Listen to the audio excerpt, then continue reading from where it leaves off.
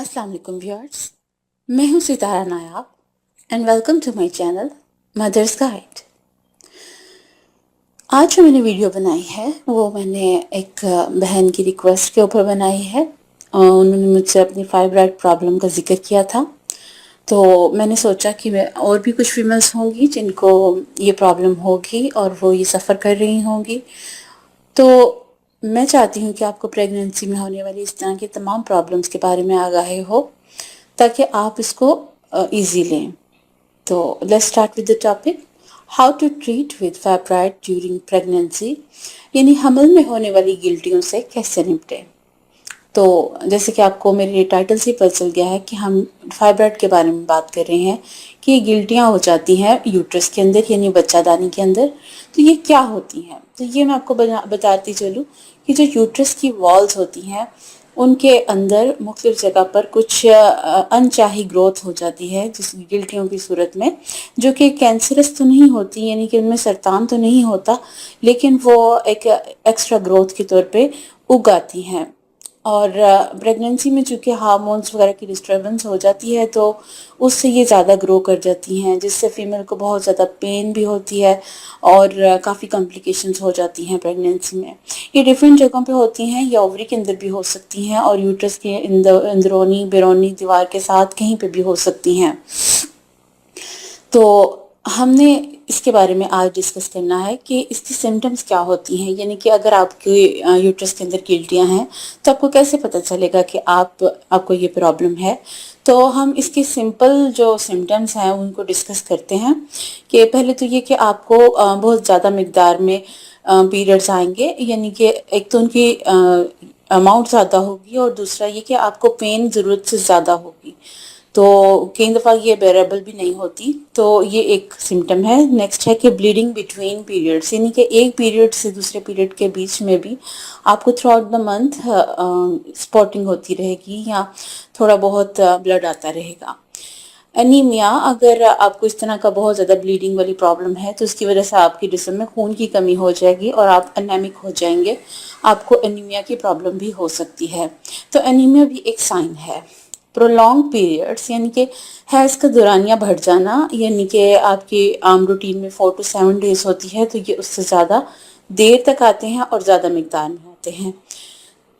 Next है pressure on abdomen, यानी कि पेट पे दबाव, आपको यूँ लगेगा जैसे आपके पेट में बहुत ज़्यादा प्रेशर पड़ रहा है या जैसे आपके पेट को कोई खींच रहा है। इस तरह की फीलिंग आपको अगर आए तो आपके लिए एक सिम्टम है। लो बैक पेन, अगर आपको मेंसेस के दौरान कमर के निचले हिस्से में बहुत ज़्यादा पेन होती है जो कि एक नॉर्मल पीरियड से ज़्यादा है, तो ये भी एक सिम्टम है। इनफर्टिलिटी यानी या मिसकैरेज, यानी कि एक तो ये है कि आपका बच्चा हो ही ना, और दूसरी पॉसिबिलिटी ये है कि अगर हो तो वो ज़ाया हो जाए। तो ये काफ़ी सारी सिम्टम्स हैं उन जिसको मैंने आपके साथ डिस्कस किया है। इसके अलावा है कि फ्रीक्वेंट यूरिनेशन, यानी कि आपको आम रूटीन से ज़्यादा यूरिन आएगा। तो अगर आपको पेशाब ज़्यादा आता है तो आप अलर्ट हो जाएं कि इसकी क्या रीज़न है। पेन ड्यूरिंग सेक्स, यानी कि आप अपने पार्टनर के साथ जब होते हैं तो आपको काम में तकलीफ़ होती है और आप एंजॉय की जगह आपको परेशानी का सामना करना पड़ता है और आप इसको अवॉइड करना शुरू कर देते हैं, तो ये एक बेस्ट अलार्म है। डिफ़िकल्ट टू एम्पटी ब्लैडर, यानी कि आपको अपना यानी कि यूरिन पास करने में भी प्रॉब्लम होगी, आपको अपना मिसाना खाली करने में दिक्कत का सामना करना पड़ेगा, तो ये भी एक सिम्टम है। इसके अलावा जो दिखने में सिम्टम है वो ये है कि आपका पेट सूज सकता है या अजीब व गरीब शक्ल में बढ़ सकता है, लटक सकता है। तो इस तरह की अगर आपके पेट में एबनॉर्मलिटी दिखे तो आपके लिए ये भी एक सिम्टम है। कॉन्स्टिपेशन भी एक रीज़न है, एक सिम्टम है इसका, क्योंकि ब्लड का जो फ्लो है और हार्मोन का जो सेटअप है वो आपके डाइजेस्टिव सिस्टम को भी अफेक्ट करता है। अब डिस्कस ये करना है कि फैक्टर्स क्या हैं, यानी कि वजूहात क्या हैं, ये गिल्टियाँ क्यों हो जाती हैं। फर्स्ट ऑफ ऑल तो ये इसका अननोन रीज़न है कि ये क्यों होती हैं, इनका कोई भी साइंटिफिक रीज़न नहीं मौजूद, लेकिन पॉसिबिलिटीज़ ये हैं कि अगर आपके ख़ानदान में आपके ब्लड रिलेशंस में किसी को ये प्रॉब्लम है, किसी फीमेल को, तो आप भी सफ़र कर सकती हैं। तो पहली चीज़ हो गई फैमिली हिस्ट्री।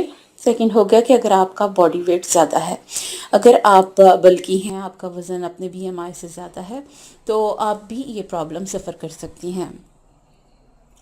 تو سیکنڈ ریزن ہو گیا آپ کا وزن۔ تیسری چیز یہ ہو گئی کہ کچھ اسپیسیفک ایریاز ہیں جن کی فیمیلز کو یہ پرابلم زیادہ ہوتی ہے، اس میں افریقی اور امریکی عورتیں شامل ہیں۔ اگر آپ افریقن ہیں یا آپ امریکن ہیں تو آپ کو یہ پرابلم ہو سکتی ہے۔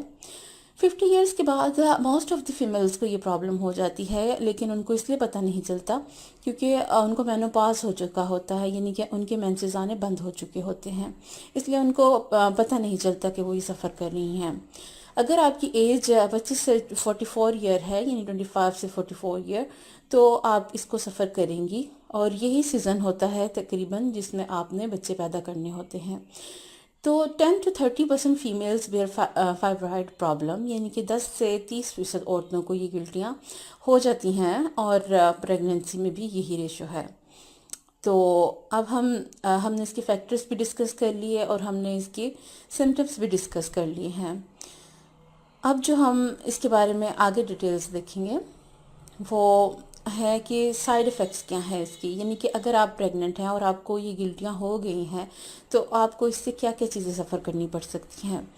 تو اگر آپ ان چیزوں کو نوٹس کریں تو اس میں ہے کہ اب نارمل گروتھ آف فیٹس، اب چونکہ آپ کی یوٹرس کے اندر ایکسٹینشنز آلریڈی ہیں جن کے اندر گروتھ ہو رہی ہے، تو اوبیسلی آپ کی جو بیبی ہے اس کو صحیح گروتھ نہیں ملے گی، اس کی گروتھ ریسٹرکٹیڈ ہو جائے گی۔ پلیسنٹل ابرپشنز، یہ ہے کہ جس نالی کے ذریعے بچہ اپنی ماں کی بچہ دانی سے جڑا ہوتا ہے، تو یہ جو فائبرائڈس ہیں یہ اس کو اس سے الگ کر دیتی ہیں، اس طرح مس کیریج ہو جاتا ہے۔ پری ٹرم ڈیلیوری، اس سے ایک جو سائیڈ افیکٹ ہے وہ یہ ہے کہ آپ کا وقت سے پہلے بچہ ہو سکتا ہے، جو ایک بہت کامن ریزن ہے کیونکہ کئی دفعہ یوٹرس اس کو بیئر نہیں کر پاتی۔ اگر آپ کی یوٹرس نے کیری کر بھی لی ہے پریگننسی تو آپ کا سیزیرین ڈیلیوری ہوگا، کیونکہ نارمل ڈیلیوری میں یہ دقت پیش کرتے ہیں، یہ اس کے راستے میں رکاوٹ پیش کرتے ہیں۔ اس کے علاوہ بریچ پوزیشن، اگر آپ کا بیبی اپنی صحیح پوزیشن پہ نہیں آئے گا تو اوبیسلی آپ کا سیزیرین ہی ہوگا، تو یہ جو ایکسٹینشنز ہیں یا یہ جو فائبرائڈس ہیں یہ آپ کے بیبی کو صحیح پوزیشن لینے سے روکتے ہیں۔ اس کے علاوہ مس کیریج، تو یہ میں آپ کو ڈسکس کر چکی ہوں کہ اگر آپ کا مس کیریج ہو جاتا ہے تو اس کا ریزن یہ فائبرائڈ ہیں، تو فائبرائڈ کا یہ ایک بہت برا سائیڈ افیکٹ ہے۔ آپ نے کرنا یہ ہے کہ اگر آپ کو فائبرائڈ ہیں تو آپ نے نیسیسری ٹیسٹ جو ہیں وہ 2 طرح کے ہوتے ہیں، وہ آپ نے کروانے ہیں۔ جو پہلا ٹیسٹ ہے وہ ہے آپ کا جو ہے پیلوک ریجن کا تقریباً وہ ہوتا ہے الٹرا ساؤنڈ، اس کو اچھے طریقے سے وہ چیک کرتے ہیں، MRI کرتے ہیں، اس کی انٹینسٹی چیک کرتے ہیں، اس کا سائز چیک کرتے ہیں، اور اس کی قسم کو دریافت کرتے ہیں کہ کون سی قسم کی فائبرائڈ ہیں، تو کیا یہ زیادہ خطرناک ہیں یا نہیں ہیں۔ تو پہلا ٹیسٹ ہو گیا پیلوک MRI۔ دوسرا ہوا ٹرانس ویجائنل الٹرا ساؤنڈ، دوسرا جو ٹیسٹ ہوتا ہے وہ آپ کی بچہ دانی کا الٹرا ساؤنڈ ہے۔ الٹرا ساؤنڈ بھی آپ کی بیبی کی پوزیشن اور ان فائبرائڈس کی پوزیشن بتاتا ہے، جس سے ڈاکٹر کو ہیلپ مل جاتی ہے کہ آیا یہ جو فائبرائڈس ہیں یہ آپ کے بیبی کو ریسٹرکٹ کر رہی ہیں یا نہیں کر رہی، یا بیبی کی گروتھ نارمل ہو رہی ہے یا نہیں ہو رہی۔ تو یہ 2 ٹیسٹ آپ کے لیے ضروری ہیں۔ اس کے علاوہ جو اس کی ٹریٹمنٹ ہے، یعنی کہ حمل کے دوران میں اگر آپ اس کی ٹریٹمنٹ کرنا چاہتی ہیں تو ڈاکٹر آپ کو فرسٹ آف آل تو صرف مائنر سی پین کلر دے دے گا، یعنی کہ ہلکی پھلکی سی درد ختم کرنے والی ادویات، کیونکہ اس سچویشن میں آپ کو پیٹ میں بہت زیادہ کریمپس پڑتے ہیں اور پیٹ میں درد زیادہ محسوس ہوتی ہے، تو اس کے لیے آپ کو پین کلر چاہیے ہوتا ہے۔ تو فرسٹ آف آل وہ آپ کو ایک لائٹ سا پین کلر دے دے گا۔ سیکنڈ آپ کو سجیسٹ کرے گا کہ آپ بہت زیادہ مقدار میں پانی پئیں تاکہ آپ کی باڈی میں الاسٹیسٹی بڑھ جائے اور وہ یہ ٹالریٹ کر سکے۔ تیسری چیز ہے بیڈ ریسٹ، کیونکہ یہ آلریڈی پرابلمس ہیں، آپ کا پلیسنٹا ڈسٹیچ ہو سکتا ہے، تو آپ کو ضروری ہے کہ آپ بیڈ ریسٹ کریں۔ تو بیڈ ریسٹ اس صورتحال میں بہت زیادہ ضروری ہے۔ اس کے علاوہ ہے مایومیکٹومی، یعنی کہ یہ جو گلٹیاں ہیں ان کو سرجری کے ذریعے ریموو کر دینا۔